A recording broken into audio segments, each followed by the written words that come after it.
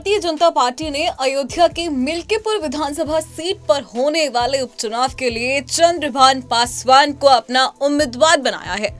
बता दें कि गोरख प्रसाद एक बार फिर मिल्कीपुर से टिकट के लिए जोर लगा रहे थे, लेकिन बीजेपी ने चंद्रभान पासवान पर विश्वास जताया है। बता दें, मिल्कीपुर सीट पर सपा और बीजेपी के बीच सीधी टक्कर देखने को मिल सकती है। समाजवादी पार्टी ने इस सीट पर अयोध्या के अपने सांसद अवधेश प्रसाद के बेटे अजीत प्रसाद को अपना उम्मीदवार बनाया है। कांग्रेस ने सपा प्रत्याशी को समर्थन देने का फैसला किया है, तो वहीं मायावती के नेतृत्व वाली बहुजन समाज पार्टी ने उपचुनाव नहीं लड़ने का फैसला किया है।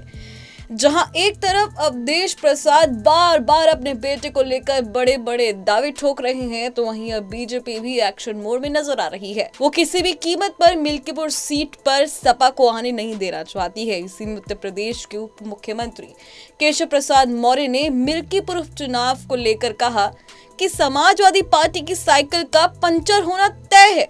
हमारे बीजेपी प्रत्याशी चंद्रभान पासवान बहुत बड़े अंतर से मिल्कीपुर विधानसभा उपचुनाव जीतने जा रहे हैं। अयोध्या की जनता तो बहुत पहले से ही उनका इंतजार कर रही थी और अब इंतजार खत्म हो चुका है।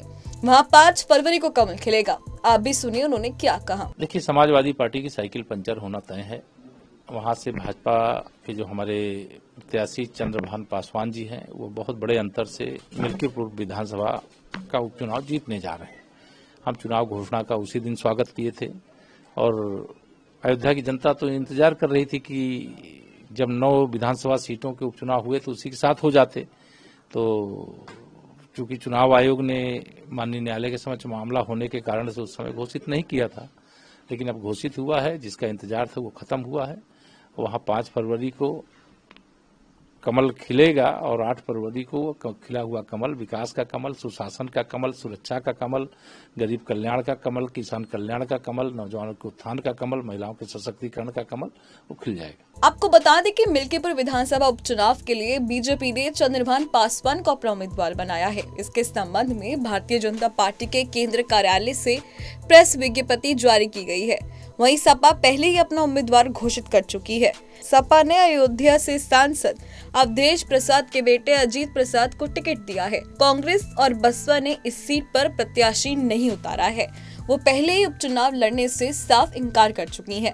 गौरतलब है कि मिल्कीपुर विधानसभा सीट पर 5 फरवरी को वोटिंग और 8 फरवरी को मतगणना होनी है।